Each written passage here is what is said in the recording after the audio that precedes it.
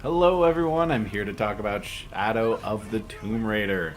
I've been looking forward to this game for some time now. I really enjoyed the 2013 reboot and also Rise of the Tomb Raider. Both really fun games. My favorite type of game is actually adventure platformer puzzle games, right in this genre, so this is one of those made just for me type of games. That's what it feels like, and I've been loving it. But before I give out any type of spoilers on what I thought about the game, let me just tell you that I will do my best not to talk about spoilers in this review. And I'll lead in with saying that in Shadow of the Tomb Raider, this game is the end of the reboot trilogy that's really brought a lot of love for this franchise back. Alright, so let's jump right into dissecting pieces of this game. So the best parts of this game, I would say, are the gameplay, the mechanics, the puzzles, the story. I mean, this game has a lot of really good features to it. And there are a few tiny little glitches throughout the game, which were a little bit frustrating, but I would say that this was probably a fully realized game for the creators, and they brought a lot of new game mechanics to the game to keep it interesting and different from the other installments we've seen in the franchise. There are some amazing visuals in this game. You're going to very exotic places in this game. It's really enjoyable. There are a lot of really photographic, beautiful scenes. I stopped and used photo mode a few times during the game. Though the graphics were beautiful, there was one or two scenes where the graphics weren't the best in the world, like right here. But the rest of the game I thought was awesome. So the graphics were pretty spot on 95% of the time.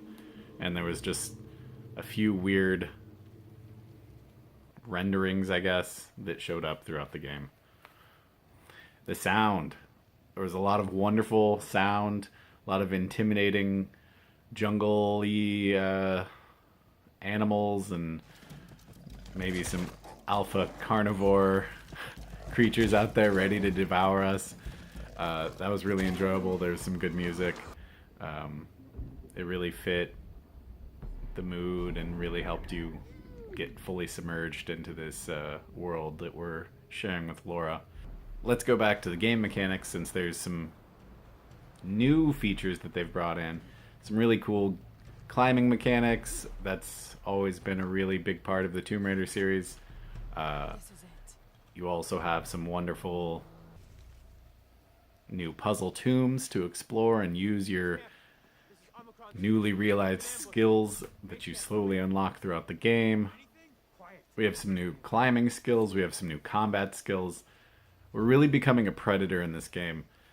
So the farther we get through, the more desperate Laura gets to really overcome Trinity and other forces throughout the game. So we're really pulling out every single tool in her toolbox, every weapon in her arsenal. It's a no-holds bar for Laura. You're really able to become one with the jungle in this game. So throughout the game, you can cover yourself with mud and blend into walls. This is the first game that even if you've been discovered, you can actually go back into cover and hide yourself again. So that's a really nifty feature. As long as you're not in line of sight of somebody, you can run off, hide, sneak up on somebody and stealth attack them. I did mostly stealth attacks in this game.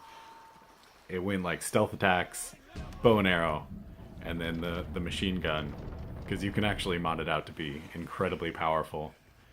It was almost too easy with the machine gun, but again, once you start using the machine gun, people know you're there. Laura dies really easy in this game.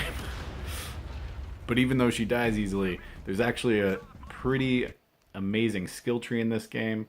It's more of a periodic table. Is a little bit better than a skill tree. You don't have to always pick something in the line of skills to get a skill. If there's levels of a skill, you do, but for a lot of the skills, you're able to just pick and choose the ones you want as long as they're touching nearby skills, which is really handy. I really appreciated that part of the game and skill tree. Again, this game also still has the weapon modding and different arsenal that you can build up for Lara. You can have her craft new improvements for her weapons. And they've also added outfits in this game. Each outfit gives you a different bonus for gameplay. There's a lot of action going on in this game. It's not constant, though. I would say there's a fair balance between platforming and puzzle solving and looting. There's a lot of looting.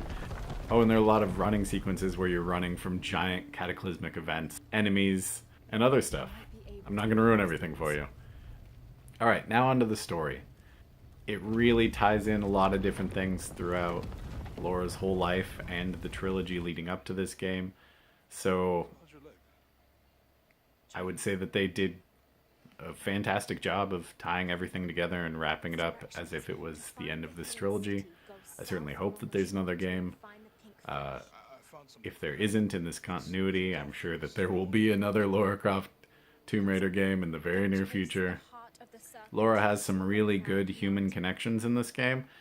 She's bonding with a lot of different characters. When you do side missions, you make friends. And even in the game, it kind of acknowledges that Lara isn't the best at making friends. She has one really good friend in the game, Jonah, and she compliments him on how easily he makes friends and kind of questions it because she's not really a people person. She's great at solving mysteries and puzzles and saving the world from Trinity and other things like that. So to a certain extent, you kind of lose touch with reality and people when that happens, and they do actually do a good job of addressing that. And it really gives Lara the chance to have kind of a defining moment.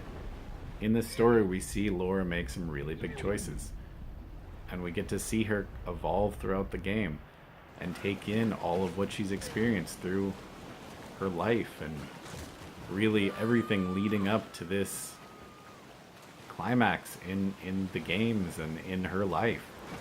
So it really takes on a big challenge for this character, putting her into a situation where she's got to question herself and her motives and what she really wants in life. So I think they've done a good job of really helping to flesh out Lara and give us a good story that we can enjoy. A really big, action-packed story. So that all being said, I would definitely give Shadow of the Tomb Raider a 10 out of 10. Really enjoyed it. I really recommend you enjoy it. Buy it now. Pre-order it. Get it right away. Play it as soon as you can. There's tons to do in this game.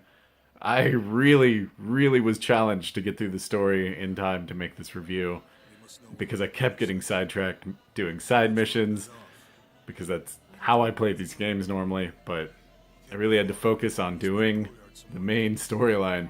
But there are so many side quests and so many tombs and so many achievements that if you buy this game, you're definitely going to get your money's worth.